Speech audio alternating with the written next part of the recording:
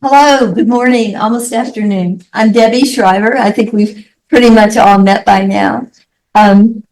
This is a session that's really special to me. These individuals taught me about cults, taught me about children and cults. I knew nothing about cults until I met these folks and their brothers and sisters, and they turned my life right side up.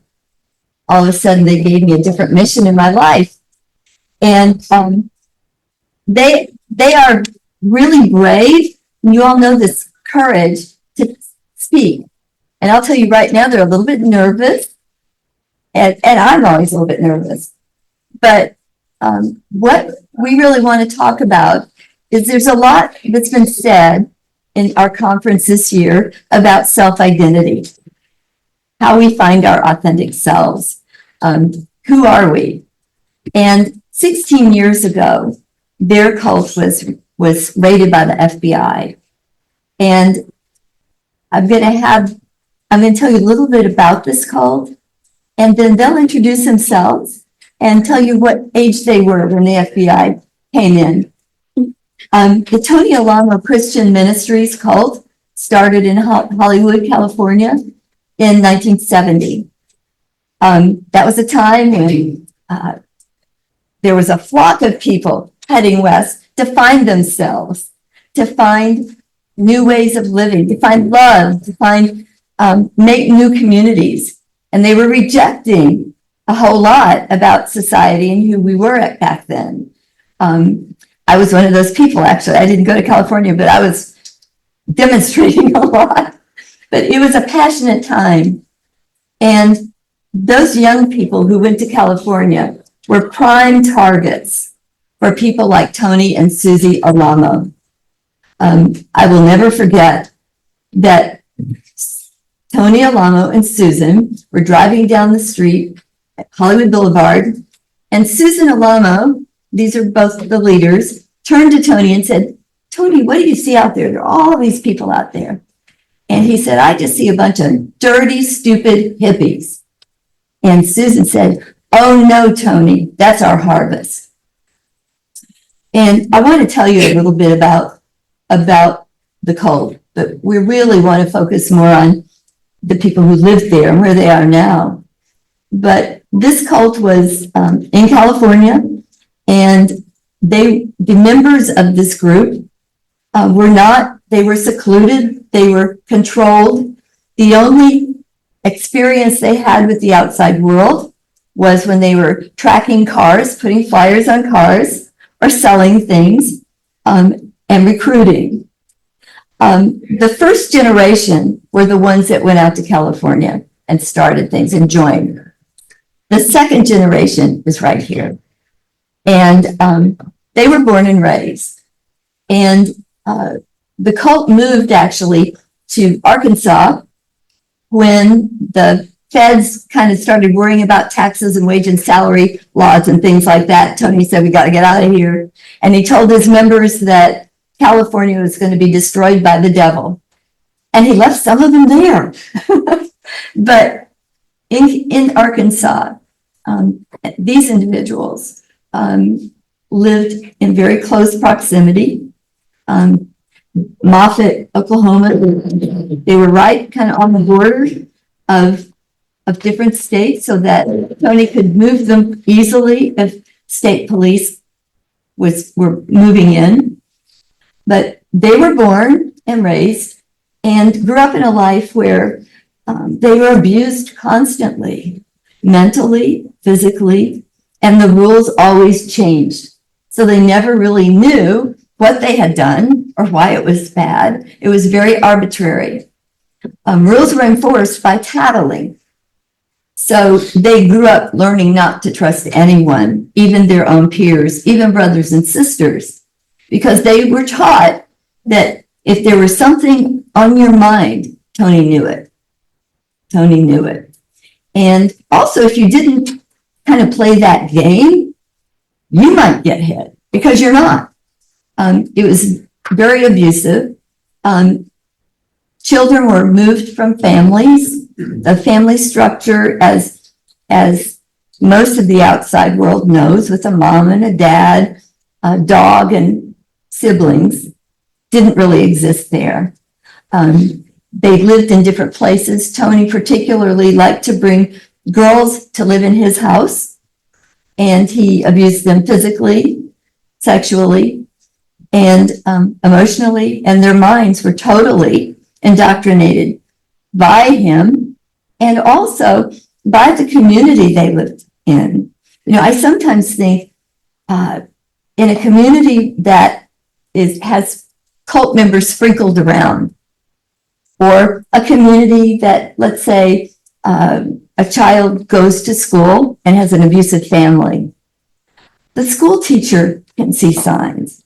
The counselor can see signs, but often, you know, and they'll intervene. But this group, there were certainly signs of being beaten, terribly beaten, so they can't even sit down for a week or more. There were signs of being put on fasting for a week, and the only thing you could drink was coffee, which isn't very good on an empty stomach for a week. And in that situation, the whole community reinforced and believed those rules. So there was no one who would look at Ange, for example, and say, you know, I see bruises on her, or she seems disconnected, and I'm concerned. And so as a teacher, I'm going to sit down and talk with you. I'm going to take you maybe to the guidance counselor in our school. We might be making a call to your parents, and there'll be a little bit of coming in and looking and intervening. But in this case, everyone believed what Tony said. And Tony said, if you were out there, you would be either killed, you'd go to hell, you'd become a prostitute, you'd never make it. And in fact, with some folks, like, let's say, and this did happen with people here, if your mother left or a grandmother left, any family member, if a sibling left and ran away, they would be told how horrible that person is. And they would be told they're going to be punished. They're not going to make it in this world. And you better shape up, or that's going to happen to you because you've got that in you. So I will tell you, Tony was put in prison, sentenced to 125 years with no parole. When that happened, he continued to run the cult. He also had the wives, he had a number of wives, and they would visit, and in the visiting area, they would make a circle with their back to Tony, and they would have a young girl in the middle for Tony to molest. In prison? In prison, yeah, in prison. I've learned a lot about the prison system, and they had to move him to various places because he had a lot of money. And so he gained a lot of power among the other prisoners. And he also recruited, there were prisoners he would be with who would say, I'm really worried about my wife and children because they're out there and I'm not providing for them. And he'd say, well, I can give you a name of someone to call and a phone number, and they can get you a free place to live and food and lodging. And so he recruited from there as well. So what I'd like to do is not talk this whole time.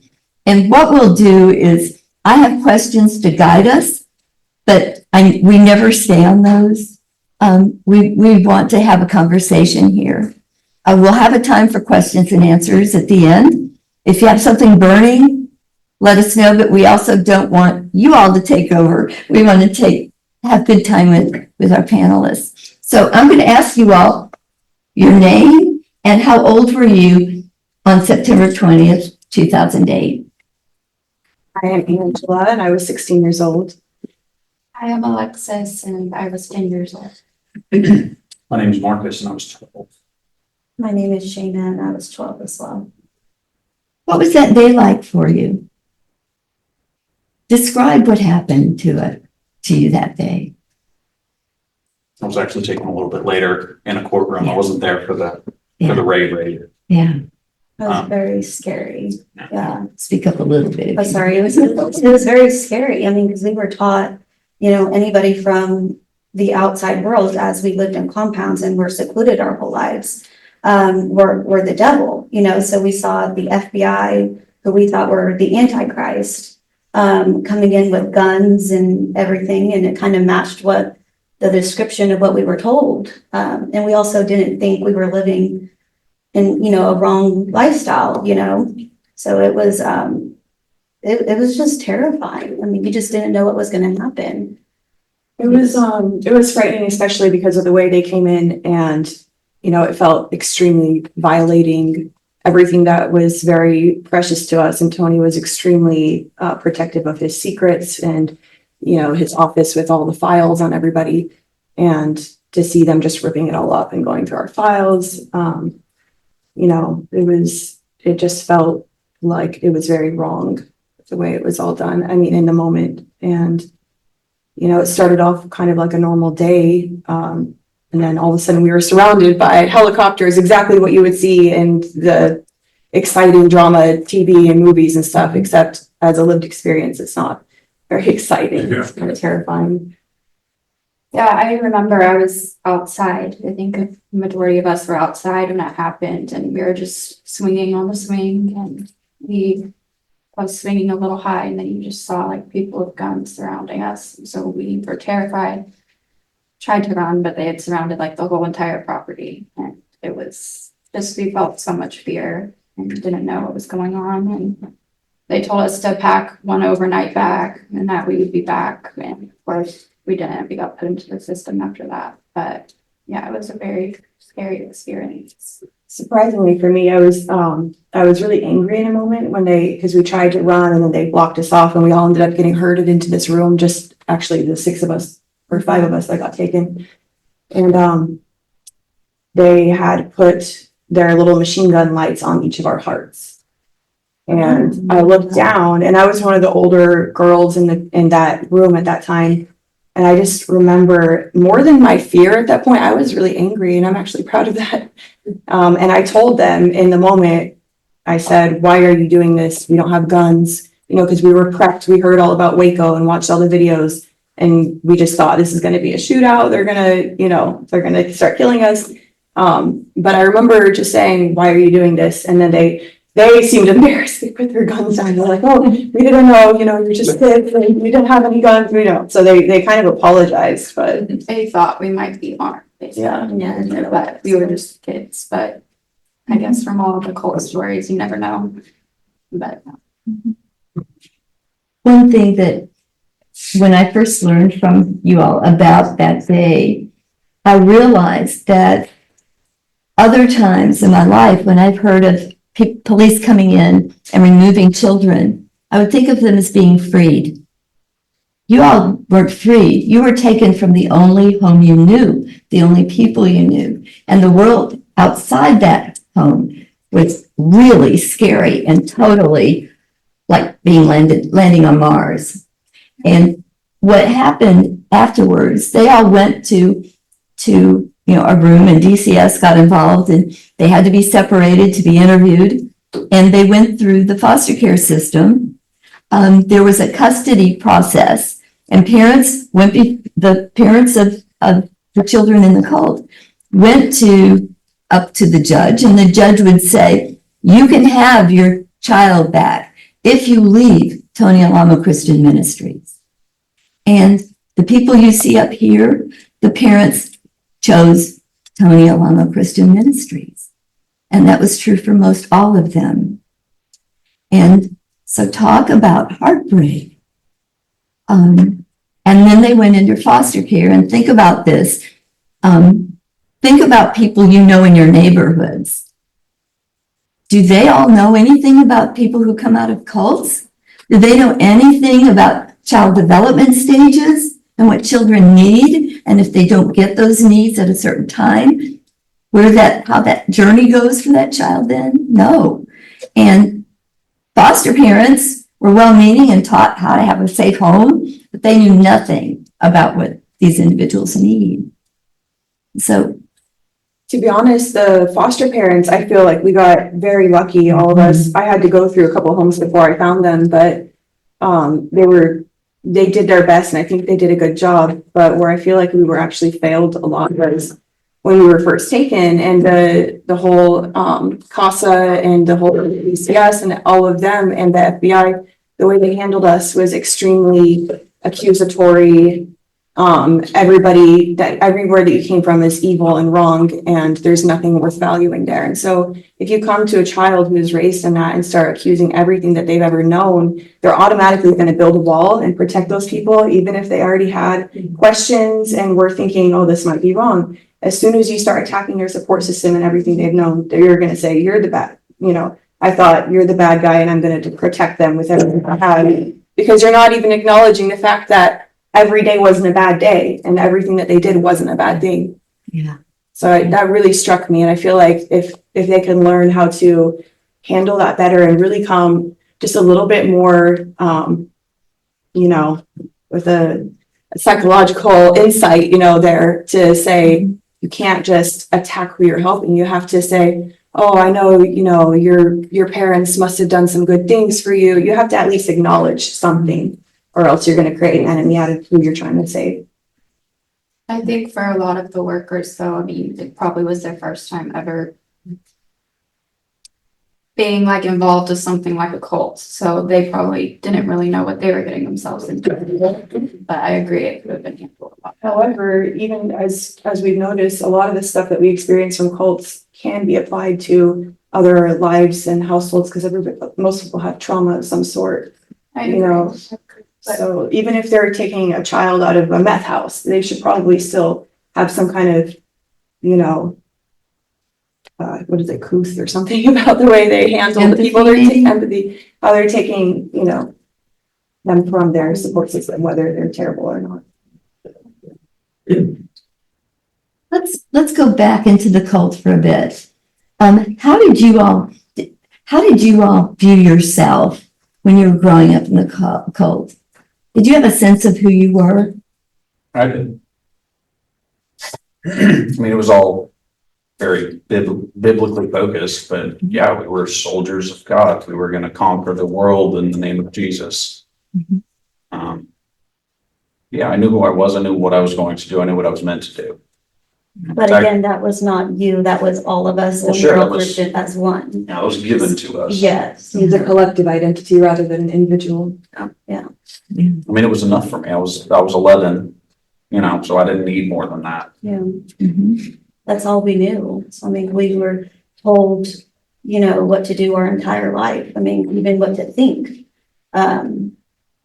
So there was no self-identity for me. I mean, I just identified with, being, like you said, a soldier, and we couldn't wait to die and go to heaven and get our stars in the crown that we were told we were going to get. We didn't live a life for ourselves. It was, working, even as kids, we were treated and told we were adults. So we weren't ever really kids, Can you describe what an average day was for you when you were a kid? Maybe 8 years old, let's say. Well, you had to go to church every day, twice on Sunday. At 8, I had a job already, and I had jobs all my life after that for 8 years until I was taken. So, between you go to school and then you go to your job, and if there's no school, you go to your job, and then you have a little bit of time to go outside maybe and play somewhat. But it was mostly being an adult from a young age, and we were taught that we were earning our keep. If you don't work, you don't eat. And I was happy to earn my keep, and I was so thankful that I didn't have to worry about bills at 8 years old.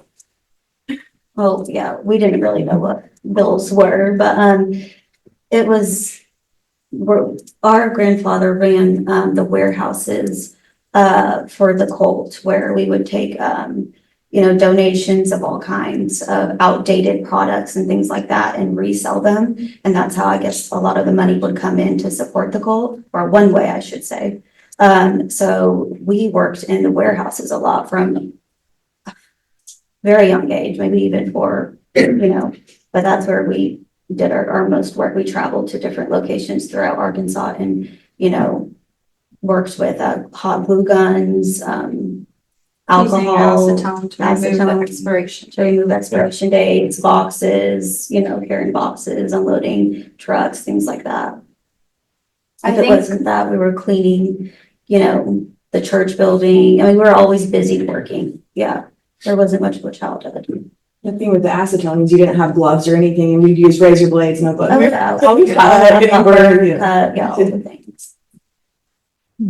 But I, if I can touch back to the identity really quick, for me, my identity was in being good and pure and not identifying with my thoughts or my feelings because we were taught that those were of the devil. So pretty much my identity was not inside of myself. It was all outside of myself based on whether I was judged to be good or bad. And I really didn't have any real sense inside of myself. mhm, mhm. That makes sense. I think, Shaina, one time you said, that you still hear Tony's voice in your head. Yeah. Yeah. Yeah. I mean, I think, I don't know, I can't really speak for all of us, but I feel like that will be a forever thing of guilt because of the guilt and shame that we felt every day of thoughts coming into your head that you just thought were like of the devil, or, I mean, even if it was like wanting, you know, candy when we were told we shouldn't, you know, it's not a time to have candy, that was sinful. I mean, so it was just a struggle with your mental state all the time. And I still feel that, like, of what's right and what's wrong, you know, and even in a religious aspect as well, I still struggle with that. Mhm. yeah, so you just second guess everything. Mm-hmm. Yeah. Yeah. Did you have any opportunity as a child to solve problems? Okay. Yeah. Brought that to an adult, Yeah, got told what you were doing. yeah, yeah. What were the hours that you were, like, when did you go to bed and when did you get up? 9 and 6, I think. Different for everyone. Yeah, it's like we got up, the women got up early. Well, I can't. We didn't go to bed at 9 because church ended at 9, and then we'd have dinner afterwards. And then for me, I had a commute, so I would get to bed at 11, maybe 12, and then, you know, getting up for school. So for me, I was constantly needing more sleep. And I think that's part of breaking down your mental state is you keep on tired and you're not able to form thoughts and all that. Mhm. The jobs and the schedule varied, like, on what location you were at. So when we were younger, well, when I was a lot younger, we lived in the Moffett location. The schedule was much different. And then when we moved to Falk and when I moved into Tony's house, I mean, he would decide he wanted to record a message at 2:30 in the morning, and we would all have to roll out of bed and sit through an hour of talking. And then, like, he would have us pulling weeds or something. We have to get up at 6, 5 in the morning, like, pull weeds and do this before school. And then our jobs after that. So it changed a lot depending on where you were at, Mhm. for sure. What's coming into my head, Marcus, this may have been you, or it may have been Nathan. When we were just meeting one another and you were telling me about your day, Yeah. I said, do you ever play? And you may have said that. You said, yes, we play. And I said, well, what do you play? Well, I play with nails. And I'm like, oh my God. Well, my dad built or remodeled houses. Yes. So that's what was around. Yeah. It's true though. Yeah. And you would be, as a little kid, you'd be on a roof. Yeah, I was. Yeah. Yeah. Yeah. Did you feel any social pressure when you were a child with the other kids? Inside the cult or outside? Inside. Yeah, I mean, like you kind of touched on it a little bit when you said about no trust and not knowing, you know, who's going to tell on you. So there's always the pressure to be good and be the way the rules were set. But there were some girls, these two are sisters, and they have another sister, and she was known to be bad because she would like try to get music from the outside world. But you know, she had to be careful too, because if she shared it with the wrong person, then they would get her in trouble. So and then we would see that and we'd think, oh my gosh, we have to, you know, be very careful. And you wouldn't really show yourself to most people. I mean, not that you even knew what that was to show. Mm-hmm. When you came out from the cult, and you were taken and you went through foster care, different homes. Were you all able to stay in touch with one another, or with maybe not you four, but in a bigger sense, were you able to stay in touch with other kids that you knew in the cult? I mean, yes, but I was so overstimulated by the outside world. It didn't occur to me. Mm-hmm, I was busy trying to adapt, mm-hmm. and I wasn't avoiding anyone. There were more pressing things to address at the time. Yeah. There was a period though where they separated us in the beginning and didn't let us talk or see each other because they wanted to make sure our stories were real and that we weren't collaborating. Mm-hmm. That was very hurtful to us because, you know, being taken out and put into this place that was so scary and unknown and told terrible things about, and then not be able to talk to each other. Well, then they just dumped us off at a National Guard armory Yeah. and told us to sleep on the floor of a basketball gym. Yeah, that's what they did with us. When they picked me and my brother up, we were in a courtroom. We didn't get to pack an overnight bag. Mm-hmm. They just said for the next 72 hours, your custody of the state. And it was just a blur after that. I remember laughing. My brother was like, "What's funny?" I was like, "I don't know." I was shocked. I couldn't believe what was going on. Yeah. And then they put us in separate rooms. They tried to get a story out of us, and they had a therapist in there with us. It didn't help. Did you all talk? Did you talk? Did you tell anything? I mean, I paced the room and said that this was wrong, and then they put me in the back of a police car and took me to. It's kind of like being arrested, huh? Well, yeah, we were detained. I mean, I wasn't handcuffed, but I couldn't go anywhere. I was custody of that police officer until he gave custody to another state employee. Mm-hmm. But yeah, it was disorienting because I went from that to a National Guard armory in, I think, Northwest Arkansas, somewhere I'd never been. Mm-hmm. And I started seeing familiar faces, but we slept on the floor and then they just, you're going there, you're going there. I've actually been in the military now. It felt very much like that. But at the time I was 12. I didn't know what was going on. Yeah. Yeah. So let's picture when you're out in the world now and you're in kind of the foster home where you land for a bit. How did you feel about yourselves? Not good. I was distracted with being very excited to have a little bit of life to live and a story to tell because I was convinced I was going to go back. Mm-hmm. So for me, it was the grand adventure. I was going to experience all these things and go back and tell all my friends. So I was excited. I mean, aside from all the fear and nervous and all that, when it came to, you know, one of the girls was like, "I'm going to be homeschooled." And I was like, "You're crazy. We got to go to public school," you know? So I wanted to have all the experiences, but I had every intention of going back. I had sort of the opposite reaction. I was very worried about my younger brother becoming corrupt. He was, oh my God, I was 11, so he'd have been 9, or I was 12, so he'd have been 9 or 10, I think 9 at the time.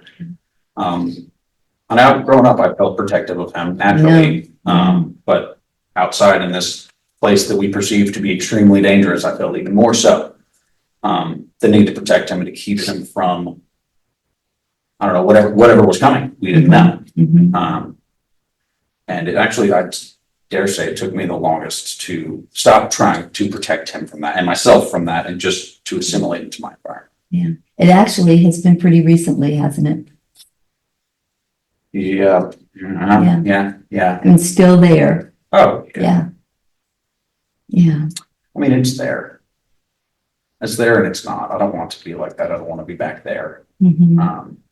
I carry the same infection that we all carry. It's Mm-hmm. don't cope with stress the way a normal person does because every time we faced stress as children, it was life or death. And so now if someone cuts me off in traffic or says something rude, it's fight or flight. And I have that massive reaction no matter what's in front of me. Mm-hmm. I'm on anxiety medication to help with that. Yeah. But I swear the older I've gotten, my ability to cope with stress has just deteriorated. Why do you think that is? And it's okay if you don't know, but Well, I mean, a lot of it has been economic. You know, I bought the house, I bought a pickup truck. I've just been living the American dream, if you will.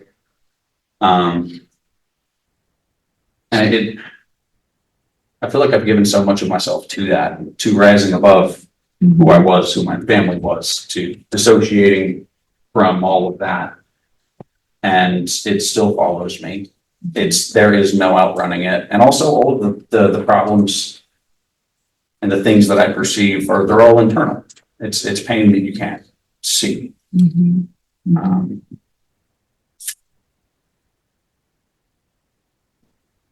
But your close loved ones see it.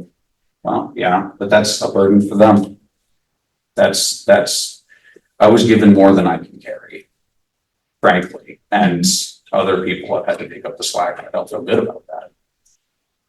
But I think I've been given more than any human being should have to carry. I think we all have, I don't just speak for me. But yeah, no, that has fallen largely on the shoulders of my wife and my close friends. And my friends are people who did not grow up in a situation like this. They're a little ill-equipped to help me cope with these things. So I have to keep a lot of this to myself. And that's not because I don't trust them with it. It's just they've never faced anything like it. They can't comprehend pain they've never felt. so would you say that for all of you, would you say that your cult self is separate from who you are now? Yes and no. Absolutely not. I think it's an integration of the two. Sure. From the day I was born till I was 13 years old, I was there. And then the first 13 years of your life, that's when you learn about reality. Like you said about early childhood development. Everything that I learned, every coping mechanism, those things, I hate to say hardwired because your brain does not have wires. But no, I'm very much my old self. 100%. I've adapted to a new environment, but I'm the same person. That's the only person I know how to be. No one can go back and reteach me those things that I learned when I was 4 years old, when I was 5 years old. That's for you. No, still not me. I can't go back and be 4 years old learning it again. I'll always very much be that person. And honestly, I try, as much as I hate to think about it, I try not to forget what I do, because I had to overcome so much more to reach some level of peace and happiness. And I don't want a pat on the back from anyone else, but I remember where I came from, so I can pat myself on the back, tell myself that I've done well. But no, I don't think that just completely dissociating from that person, if you will, I don't even, at least for me, that didn't feel right, because that child is the same person today that's making decisions. I've tried to grow, I've tried to learn, but no, I'm very much that person. Shaina, I heard you say yes and no.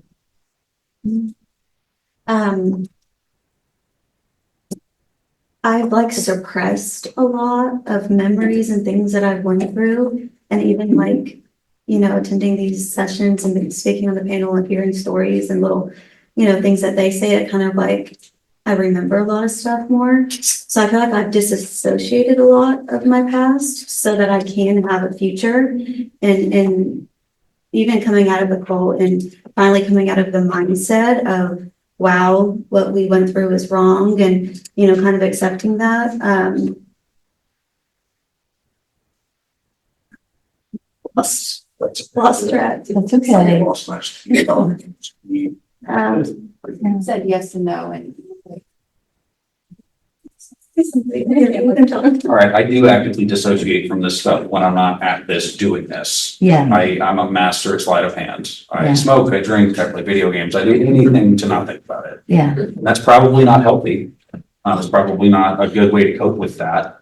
But the way I see it, we all have a limited, finite amount of time on this planet, and all I have to do is be distracted until I'm dead, and then somebody else is problem. But that's not a healthy way, and that's the thing, like, he takes anxiety medication, same as well. Well, actually, I'm not currently on it, but recently I started having panic attacks. and anxiety, which I had never had dealt with, or I guess I never realized I had anxiety. I always felt very strong, okay. I've seen my loved ones deal with it, you know, and I always felt so like, not superior. No. I felt very strong-minded. Like I was like, I'm okay. Like it was always so important for me not to have a victim mindset.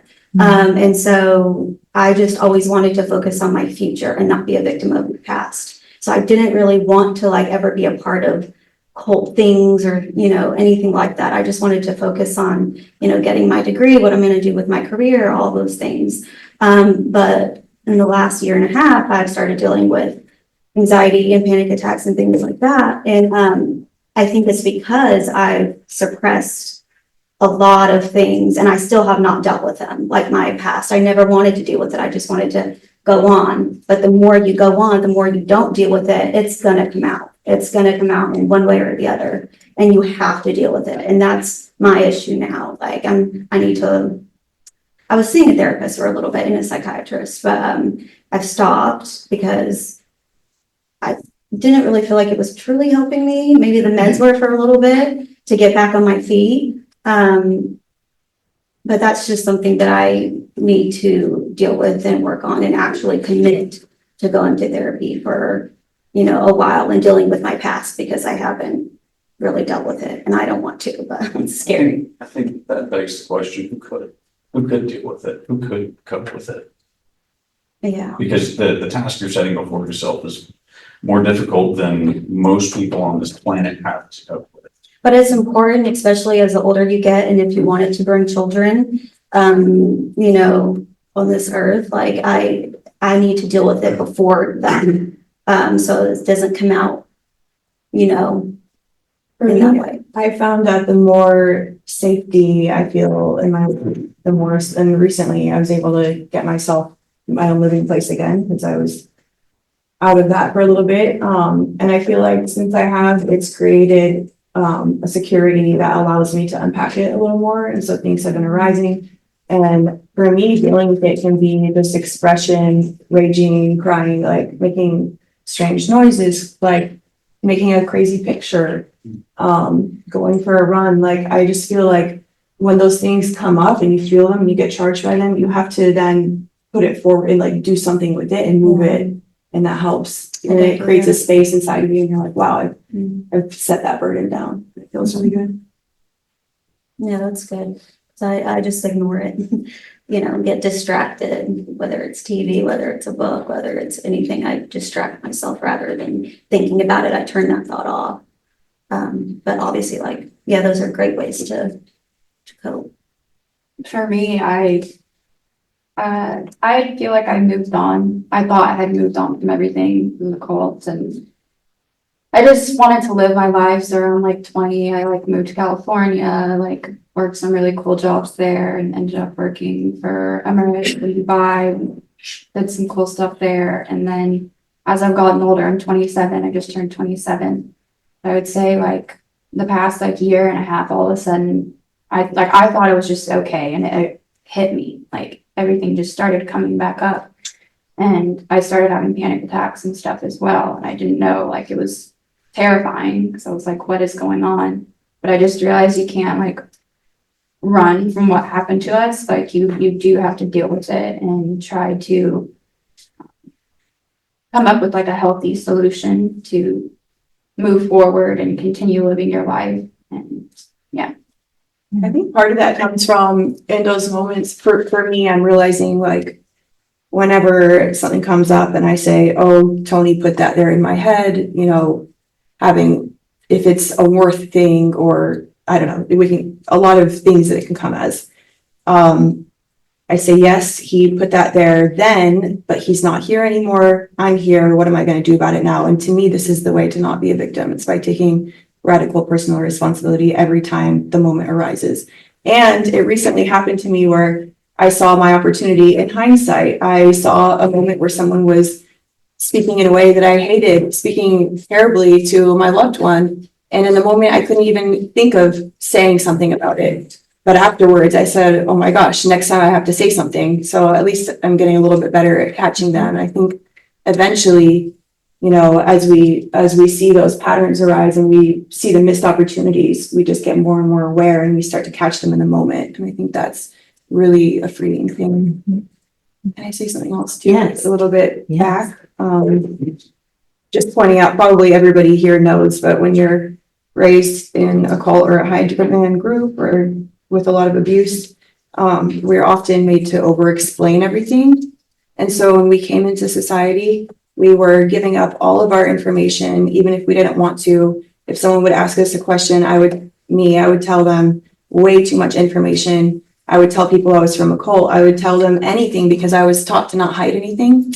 And I thought that by being vulnerable and showing my heart, it would make people connect to me and care about me and want to take care. But no, it did the opposite actually, because the predators saw a huge red flag. They saw a huge flag on your forehead. And someone said the other day that for people in our position, red flags are like red roses. So they saw like a big white sign of defeat or something on us. And then we saw their bundle of flowers, which was really red flags. And we thought, these are the best smelling roses we've ever seen. And so we became, a lot of us became into codependent narcissistic relationships. And I think that's extremely common when you come out of a group like this. Yeah, that's interesting. What do y'all think about trust? We don't. Don't have that, yeah. We don't. I was over trusting because I felt connected to my heart, and I really just thought inherently that people were good, and that if you share your heart, that they'll share their heart back. And I've just had to realize over and over and over through the years that it's not really like that, and you have to use discernment. So for me, trust is, it's very important to link it with discernment. And so then you can go into, how do I get discernment? And that's a whole other topic. Mhm. Do you trust yourselves though? Oh, yeah. Yeah. Oh, yeah. I've never steered myself wrong. Other people have, Yeah. but me, Yeah. More and more, I trust myself. I think from what you've taught me in the cult, you don't draw your own boundaries. that's And it's important to do that out here. And that may be one of the things that you need to learn somehow. It'd be better if you didn't learn it through so many awful experiences. The support is really important. Supporting each other. dude. Yeah, I know you do. Yeah, you really do. Like you asked about trust, there are not many people that I trust to help me cope with these things. Mhm. And to give trust, the few people that I have, the few people that I do, is to acknowledge that they will hurt you. And to choose to be vulnerable anyway. Yeah. That's what it is. It's a measure of when and where and how they will break you. Yeah. They will. Yeah. But some people are worth breaking for. Yeah. As long as you have someone there to catch you when you're breaking, right? Like opening. Break your heart. Okay. Mhm. Mhm. Can I tell a story about you? Sure. When I first met Marcus, we were in Panera Bread. And is it okay? No, yeah. Go on. And I don't think this is in the book. But I was told Marcus would never talk to me. And we were sitting there looking at each other and just started chit-chatting. And he told me he ran track. He was in high school then. And, he was in his foster home, kind of his forever foster home, if you will. And very handsome young man, very handsome. And I looked at him and I said, I bet you break a lot of girls' hearts. And he said, actually, my heart is the one that breaks. All I want to do is find someone who loves me. I was like 14. Yeah. I was a child. And that's pretty deep for a child to say, because that was a real truth. And we started talking after that. You shared a poem with me.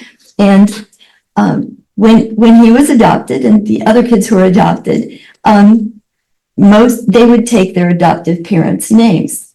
And that was one thing that I think Marcus, do you remember? Oh, yeah. He loved his signature, his birth signature, and he didn't want to change that signature. Oh, what was your signature? Yeah, talk about it. Well, to lose my family name was to Yeah. formally cut ties with all of that. And while I was ready to cut ties with the organization, I wasn't ready to cut ties with my loved ones. Even though they're not good people, they're your family. And as backwards as it sounds, on some of the shittier nights at home in the cold, the very people that hurt you the most were the people that were there.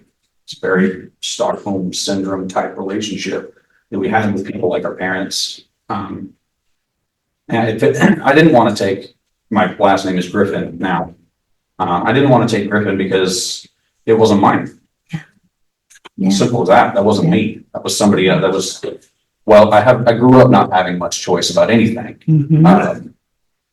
And that was one shred of my identity that felt like it belonged to me. But I have a very different philosophy with how I cope with these things. I want to remember every moment of it, not often in a group of strangers, but there are days where I feel like my brain isn't working correctly, like I'm not reacting to my environment the way I should. Mhm. And I want to remember where I came from because it reminds me why. That I'm not choosing to be stressed. I'm not choosing to be overstimulated. These things were done to me. Very much like taking someone else's last name. I was sort of muscled into that. Yeah. But I had to adapt. Yeah. It was either that or bounce off to another foster home. It wasn't put to me that way, but that's how I took it. I was 15. Yeah. And I redid my signature. It's fine. It's good. Yeah. I know it is. It looks almost exactly the same.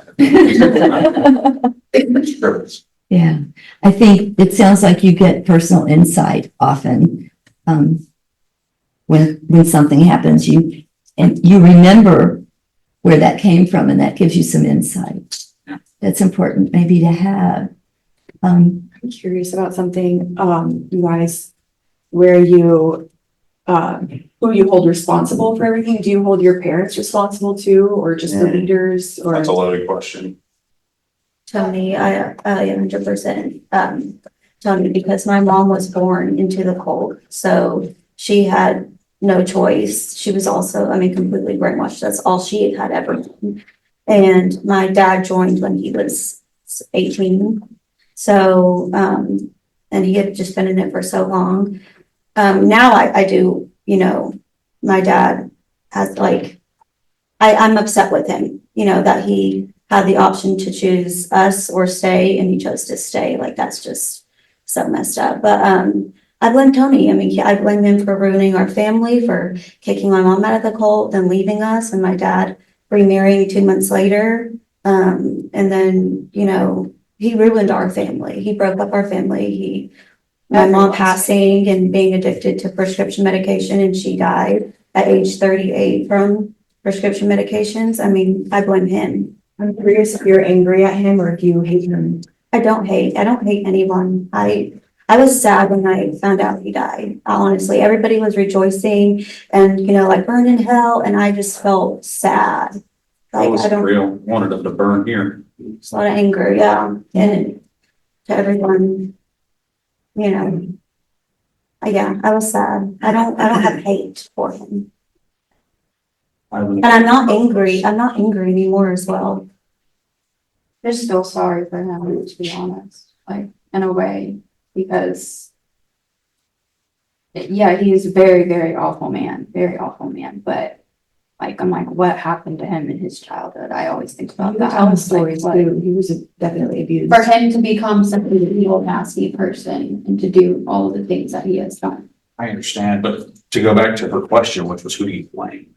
Because some people were born with it, who do you assign the blame to when the head fell off the dragon and the dragon still ran around. Everyone had a choice to make, every single one of us. And I hold individuals responsible for their individual choices. It's as simple as that. I won't give it all to Tony because of that. Well, that's what the court system did. They put it all on Tony, and there are a lot of really, really fucked up people walking the world doing what Tony was doing, but they couldn't have the blame. My dad, for example, runs the place. And he should have been in a cell right next to him. So I blame them all. Do you ever I blame them think all for their about, choices because I'm responsible for mine. do you ever consider the complexity of the brainwashing that they were also under? Because I've met people that are like, my mom would never do that to me. And I'm like, you don't know the first thing about what brainwashing is and how it breaks down your core values and who you are as And a they were person in and it your for so ability to make much longer decisions. than us, like we were taken out Yeah. at 12, 14, Like 30. like they were in there for 30+ years, and it's like, you're not making excuses for them, but you're also understanding. And it starts slowly. They didn't start with all the abuse. They started Yeah. with good intentions. And so that's what they held on to. And then they closed their eyes and had cognitive dissonance for everything that happened, which at some point you do want to hold them accountable. But sometimes those decisions, you think, if I were in their life, if I were in their same position, would I have done anything different, you know? And in that Of course case, we maybe want you have to more say compassion. I don't know. Now, the answer is no. The answer is no, because I was there and I hold myself responsible for choices that I made when I was there. I was, for lack of a better phrase, my brother's legal guardian. And I felt like it was my job to protect him. And with that being said, there were still times that when Dad got back in town, I made sure he beat my little brother. Yeah. I made sure he did. Because I thought it was the right thing to do. My job was to observe and report. I observed, I reported. I knew what the result would be, but I'm responsible for that choice. But you did it in your heart. You thought you were doing the right thing. And can't you see that a lot of people felt the same way when they did it? Well, it's a choice I'd make differently today. Mhm. And I'm giving myself the grace that I was 10 years old.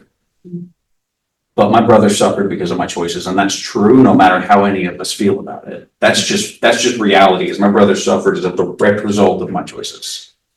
Doesn't matter. Less yours, more others. But do imagine also that some of the adults that we were raised by and that were doing this to us were kind of like hindrance. They were stuck at a childlike state and they were in adult bodies. And so they could have been just like you, like a 10-year-old acting up and not thinking they're doing the best thing and not really knowing, but they're doing it from innocence. So I did what I was taught to be right at the time. I did what the adults wanted me to do. And I was rewarded for doing that. I mean, I lament to think of who I'd have turned into if I'd stayed. You know.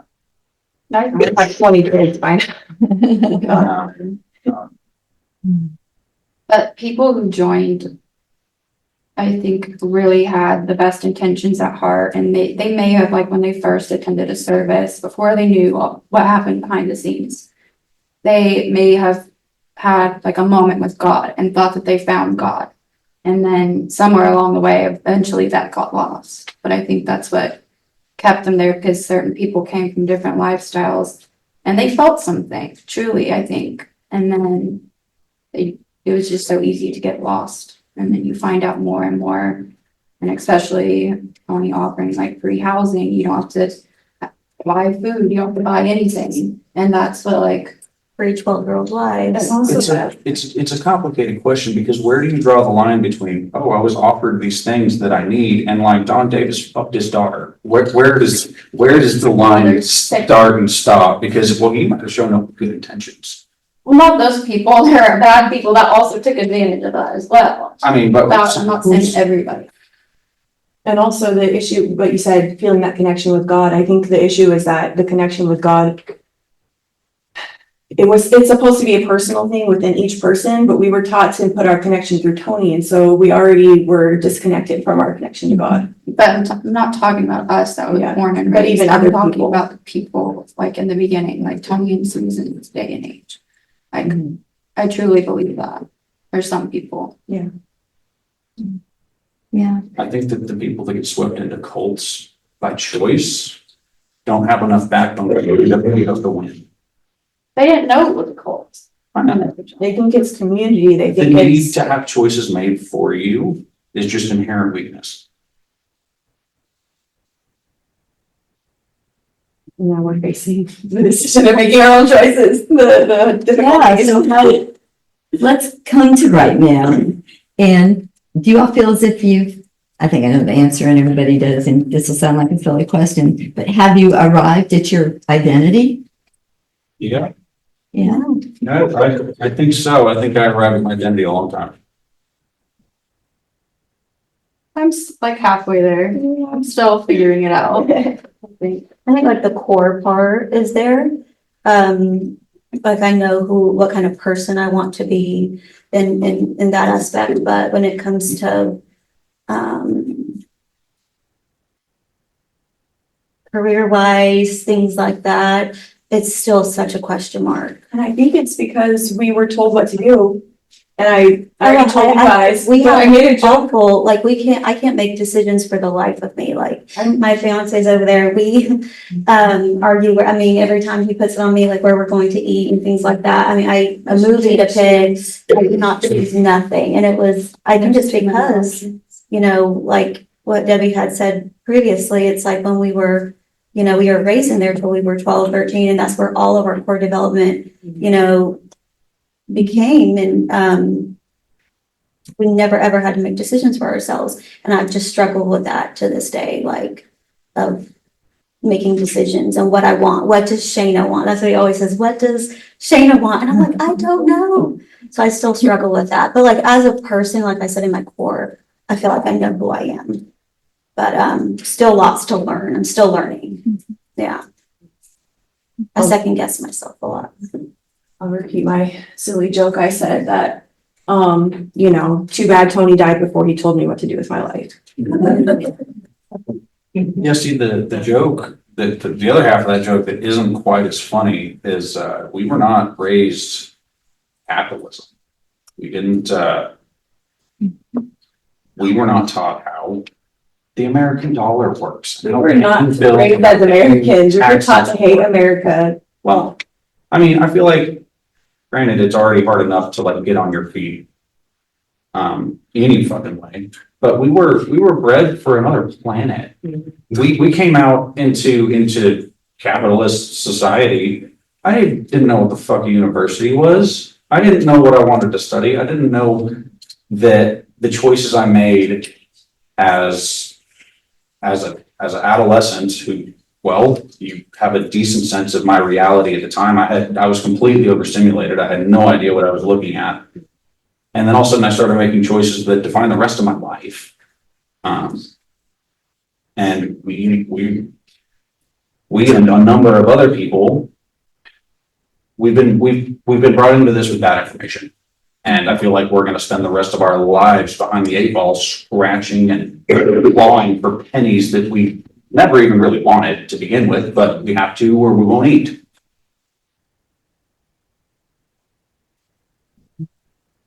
I feel I felt a little sadness about not really getting to play a lot in childhood and kind of losing that sense.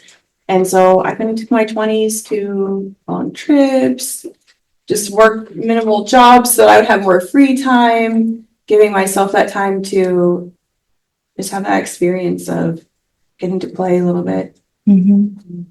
I'll interject something about Anne. She's always been our adventure girl. She'd always say, I'm going on an adventure. And even when we talked about the raid on September 20th, 2008, he said there's a little bit of, there's an adventure here.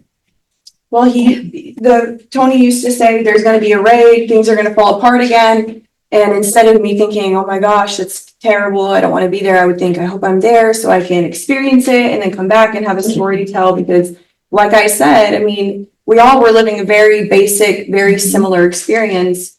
And, we had services every night and you would get called up to give your testimony. And I'd be like, what am I going to say? I'm thankful that God saved me over and over again. I wanted something to tell that was interesting. So I looked at it as a great opportunity to, have something to talk about. Yeah. I want to say, I don't want to paint the entire history of their childhood as everything was awful, because y'all have told me you loved music. You love to sing, you love the choir. Maybe, I don't know, Shaina, Lexi, if you felt that way, or Marcus, but Marcus, you talked about your dad's guitar. Yeah, it was, we were force fed what kind of music we were allowed to learn. Right. I did feel a connection with music, but definitely not anything I'm passionate about listening to now.